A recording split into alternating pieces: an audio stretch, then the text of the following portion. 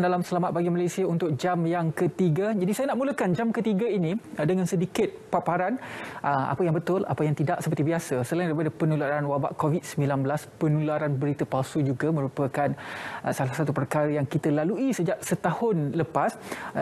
Banyak sebenarnya aplikasi yang menyebarkan berita palsu. Bukan aplikasi tersebut yang menjadi menjadi ejen penyebarnya, malah tangan manusia ini yang sering forward, yang sering share, yang sering kabarkan kepada anda tentang berita-berita yang tidak saya. Ingat, hashtag tak pasti jangan kongsi. Jadi kalau anda menyebarkan berita palsu, kita boleh didakwa di bawah Seksyen 233 Akta Komunikasi dan Multimedia AKM 1998 yang membawa hukuman denda maksimum RM50,000 Malaysia atau penjara 1 tahun atau kedua-duanya jika disabitkan kesalahan. Ini berita yang pertama saya nak khabarkan kepada anda. Ini berkenaan dengan aktiviti sukan ataupun dari segi berita sukan. Berita yang tular katanya penyertaan kontijen Malaysia ke Tamasya Sukan Olimpik 2020 telah pun ditolak oleh negara Jepun ataupun Tokyo. Dan ini adalah berita palsu yang telah pun dinafikan oleh Kementerian Belia dan Sukan Malaysia. Kontijen Malaysia tetap akan ke Tamasya Sukan Olimpik 2020. Hashtag Tim KBS, hashtag Demi Malaysia. Jadi kita doakan kontijen kita untuk terus berjuang mengharumkan nama Malaysia. Walaupun kita berhadapan dengan pandemik COVID-19, semangat sukan terus kita angkat. Di samping kita mematuhi segala SOP dalam bidang sukan ini. Jadi penyertaan kontijen Malaysia ke Sukan Olimpik tetap berjalan seperti biasa. Berita seterusnya ini berkaitan dengan dakwaan polis minta suapan untuk rentas daerah. Ini adalah siaran media Ketua Polis Daerah Subang Jaya mengatakan bahawa jika terdapatnya berita sebegini, anda pastikan anda mempunyai bukti dan membuat laporan polis sebelum kes tersebut akan disiasat. Jadi apa sahaja yang berlaku, pastikan anda ada bukti dan juga laporan dibuat, barulah siasatan akan dijalankan. Jangan hanya menularkan berita palsu tanpa sebarang bukti, kerana itu adalah sifat yang sangat-sangat tidak bagus dalam kita melawan pandemik COVID-19 dan akan menyebabkan kekacauan di kalangan masyarakat dan juga penjawat awam, khususnya pihak berkuasa dan juga pihak frontliners dalam usaha untuk membendung dan juga melawan pandemik COVID-19. Ini berita yang ketiga.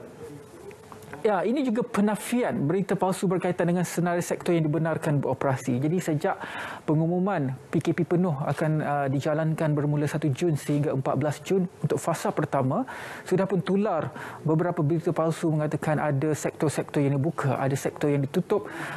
Penafian telah pun dilakukan oleh Kementerian Perdagangan Antarabangsa dan Industri MITI yang menafikan infografik yang tular berkaitan dengan sektor yang dibenarkan beroperasi bermula 1 sehingga 14 Jun.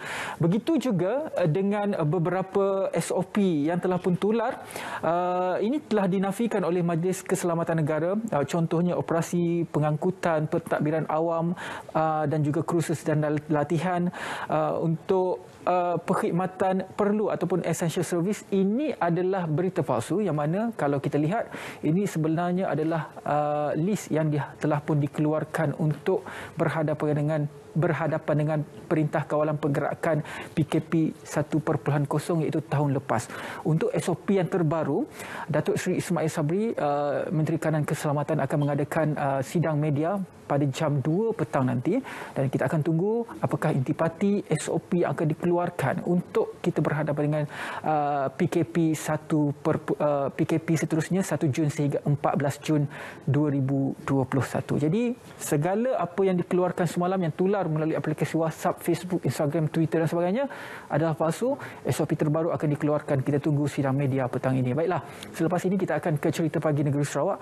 Sebelum itu kita lihat sedikit infografik berkaitan dengan kes COVID-19 di negeri Sarawak. Semalam saja telah pun dicatatkan sebanyak 726 kes positif baharu yang menjadikan sebanyak 46,162 kes positif COVID-19 di negeri Sarawak dicatatkan.